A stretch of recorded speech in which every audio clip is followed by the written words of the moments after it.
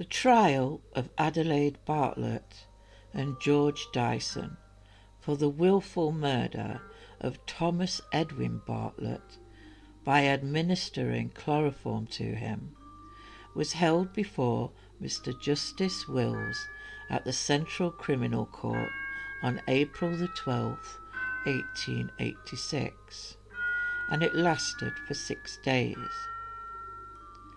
The case attracted a lot of attention, as they all seem to when a woman was involved in a murder trial back then.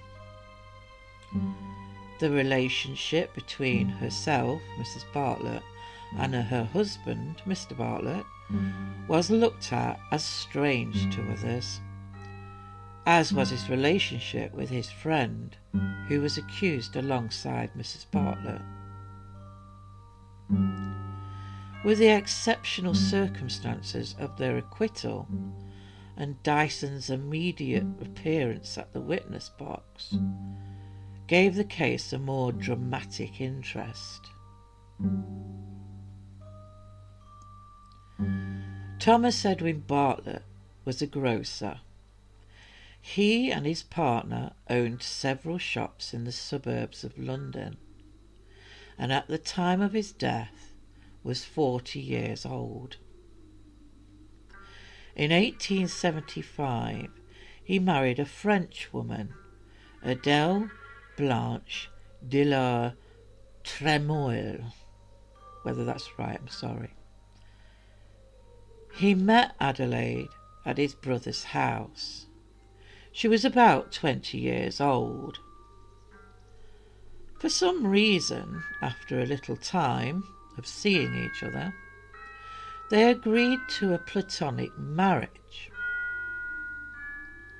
After the agreed marriage, she, being a young woman, sought out some close personal attention that she knew she wasn't going to get from her husband. So she allegedly started an affair with Thomas's brother. The affair was discovered, and her life in the close family household became very difficult.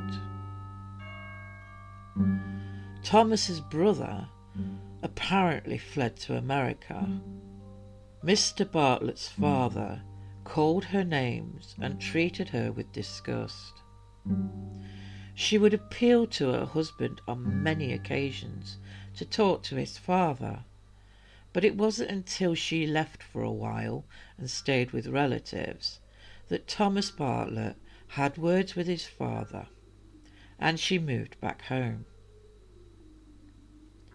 He sent Adelaide to a boarding school at Stoke Newington, and she lived with her husband only during the school holidays. At a later date, she went to a convent school in Belgium, where she stayed for about 18 months. This was apparently because he liked her to be well educated in all matters. After this, she rejoined her husband and settled down to live in London. During Christmas of 1881, she gave birth to a stillborn child, which understandably affected her so badly that she came to the decision that she would have no more children, and her relationship with her husband went back to how it was before.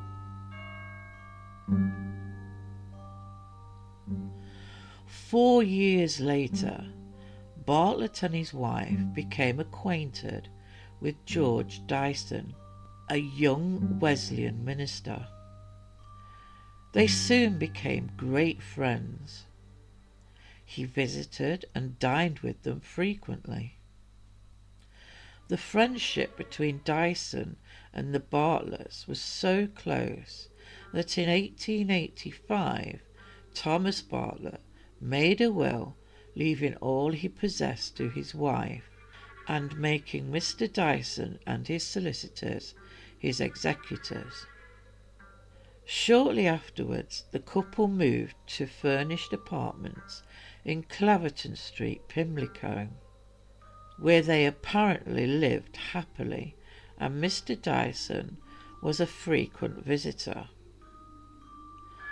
At the trial, Dyson told the court he was helping Mrs. Bartlett with her studies, and she sometimes went to his apartments for the same reason.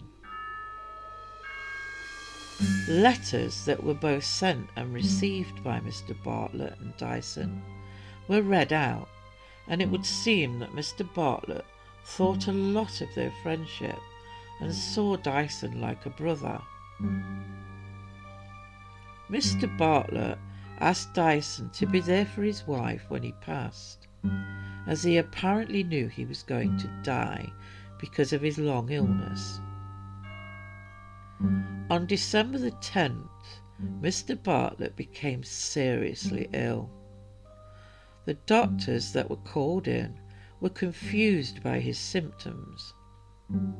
The state of his gums suggested to the doctor that the illness was due to mercury, which in some way was being taken or administered to him, and he complained of anxiety, depression and sleeplessness.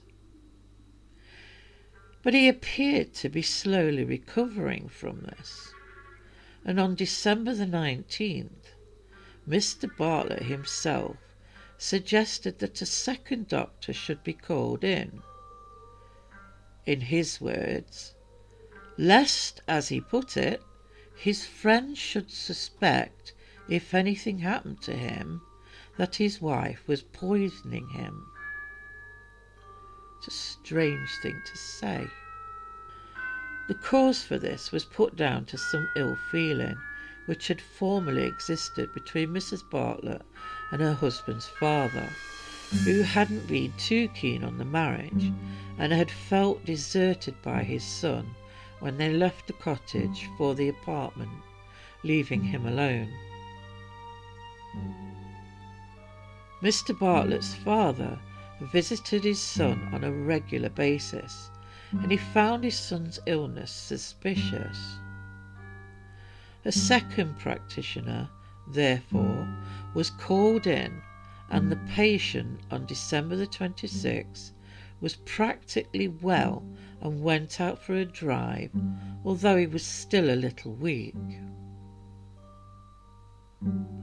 The next day, Mrs. Bartlett asked Mr. Dyson, who was constantly calling at the house, to get her a considerable quantity of chloroform, which, she told him, she had used before, and it had helped her husband for some internal ailment he'd had for a long time, and that this internal affliction had caused him a lot of discomfort. She further expressed, apparently, some belief that he might die suddenly in one of these attacks. Dyson didn't question this and obtained 3 different lots of chloroform from various chemists. He gave the reason he needed it as a way of getting rid of some grease spots, then placed it all together in one bottle.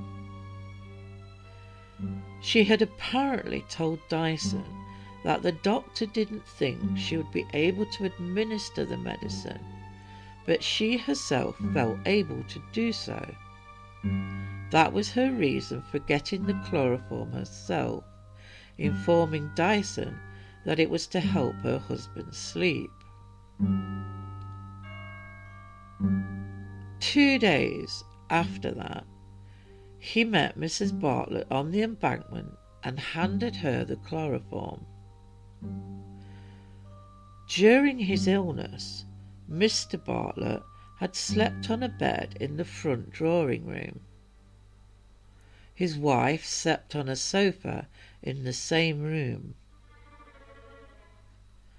On December the 31st, he apparently was feeling quite well again, and about 10:30 that night Mrs. Bartlett told the servant she required nothing else and retired with her husband for the night.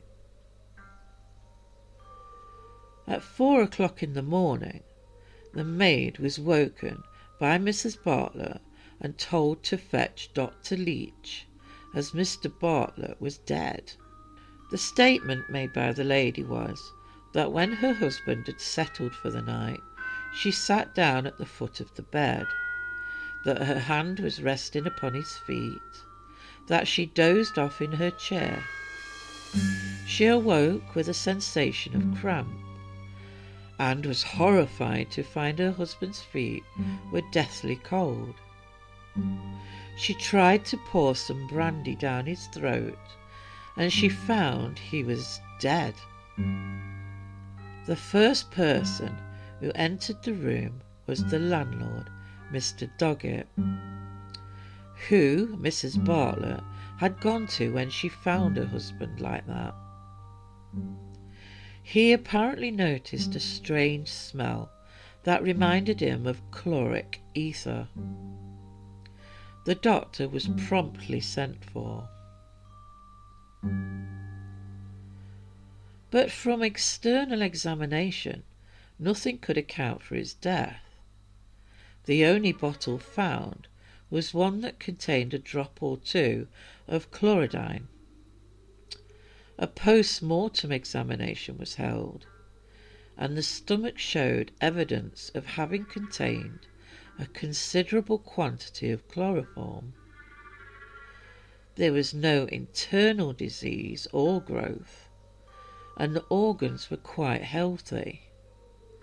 There was nothing to account for death beyond the chloroform, which the doctors concluded must have caused the death.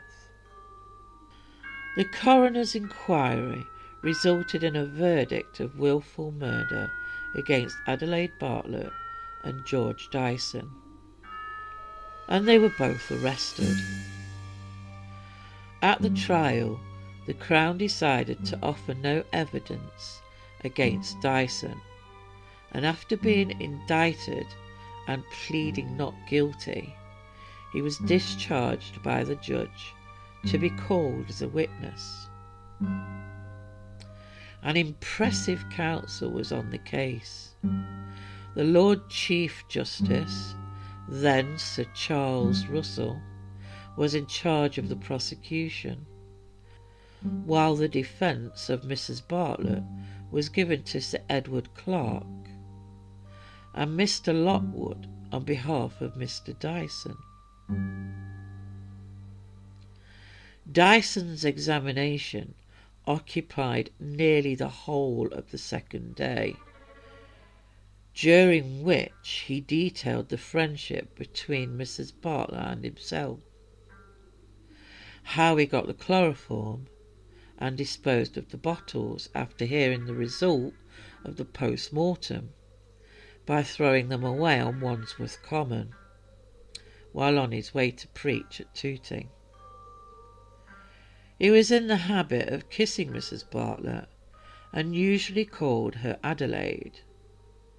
He had had conversations with Mr. Bartlett on the subject of marriage, and had heard him express the opinion that a man should have 2 wives, one to look after the household and the other to be a companion and confidant. He had told Mr. Bartlett he was becoming attracted to his wife, but Mr. Bartlett seemed to encourage it and asked him to continue the friendship. He did not mention the matter of having procured the chloroform for Mrs. Bartlett until he had heard the result of the post-mortem. The doctor, Dr. Leach, who was called in to attend Mr. Bartlett during his illness, described the condition in which he found him, and his recovery from the illness. He personally couldn't see any signs of foul play, although he did notice the chloroform bottle almost empty. He also gave an account of a very extraordinary statement which was made to him by Mrs. Bartlett after the death of her husband. It was as follows. At the age of 16 years, she was selected by Mr. Bartlett as a wife for companionship only. No consummating of the marriage would be entertained. The marriage contract was that they should live together simply as loving friends. They had kept this rule faithfully for 6 years, until, at her request, it was broken, as she wanted to be a proper wife and mother. Unfortunately, the child was stillborn, and from that time the two lived together, but not as proper man and wife. Her husband loved her and showed affection for her, but as very close friends in a platonic relationship. She described Mr. Bartlett's father as being so rude and obnoxious to her while he lived with them, and she begged her husband to say something on her behalf. His actions, she thought, were not sufficient, so she took herself away for a while, staying with an aunt, and only returning on the promise they would move on their own to their own apartments. He encouraged her to pursue her studies of various kinds, which she did to please him. He admired her. He liked to surround her with male acquaintances. Then they became acquainted with Dyson. Her husband became very fond of him and threw them together. He requested them to kiss in his presence, and he seemed to enjoy it, and gave her to understand that he had given her to Mr. Dyson. As her husband gradually recovered from his illness, he wanted to get back to being man and wife and to try for a child. But she resented it. So she wanted to suppress his desire, and for this purpose she asked Dyson to get the chloroform. On the night of the death, she claimed to have discussed some of this with her husband, informing him that she didn't want things to change. He apparently agreed, and when he was in bed, she bought the bottle of chloroform and gave it to him. She had planned to sprinkle some on a handkerchief and wave it in his face, thinking that he would go peacefully to sleep. The doctor, on hearing this, told her how dangerous this could have been. If the bottle had spilled, they would both have been affected. The doctor continued to recite her statement. He, Mr. Bartlett, looked at the bottle and placed it by the side of the bed. Then, turning over onto his side, apparently went to sleep. She also fell asleep, sitting at the foot of his bed, as she always did, with her arm around his foot. She heard him snoring, and when she woke again, she found he was dead. The doctor asked where the chloroform bottle was. She replied in the drawer, and she had removed it when she was allowed to go back in to get her things a few days later. She disposed of the bottle while riding in a carriage to her friend's house. 4 doctors saw Mr. Bartlett before he passed. They all agreed that he had taken some sort of mercury for his teeth, and that Mr. Bartlett had agreed he had taken a pill that was probably mercury. He thought it might help the pain. They all agreed that swallowing chloroform would have left irritation signs in both the gums and throat. All doctors agreed Mrs. Bartlett seemed attentive to her husband. Dr. Stevenson, who made the analysis, gave evidence as to finding 11 1/4 grains of pure chloroform in the stomach of the deceased. But judging from the time that had elapsed and the very volatile nature of the liquid, a large quantity must have been swallowed, causing inflammation. He also stated at trial that the amount of chloroform would have evaporated in the stomach over time, while waiting for the post-mortem, but some would still remain, and that's what they had detected at the inquest. No other poisons were found. The jury, after deliberating nearly 2 hours, and obviously had difficulty coming to an unanimous decision, returned a verdict of not guilty due to unknown cause of death. Was this a case of poisoning? It would seem that all the experts at trial couldn't give a definitive positive cause of death, so the jury had to give a not guilty answer due to his cause of death being classed as unknown. After the trial, Sir James Paget, a very prominent surgeon, remarked, "Now that she's acquitted, she should tell us, in the interest of science, how she did it." A letter to the Times newspaper from the foreman of the trial, after it had ended, stated that all but one of the jurors thought that Mr. Bartlett may have taken the chloroform himself, thinking that it would help him sleep, or maybe had taken it to end his own life. In the eyes of his church, Dyson had been tainted and seen as a foolish young man. They struck him off from their church. According to John A. Vickers, Dyson emigrated to America, assumed a new name, John Bernard Walker, and launched on a new career. In December 1898, he became a US citizen and seemed to make a very good career from journalism, eventually becoming the editor of Scientific American. He married and had a son, although this wouldn't last and they divorced.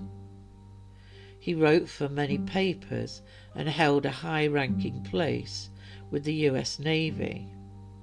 Clearly, John Bernard Walker had grown into something far removed from the easily misled, self-pitying George Dyson of 1886. Adelaide Bartlett apparently also went to America, and not much else is known of her life. She became a piano teacher in Boston and eventually passed away in 1933. Thank you for watching.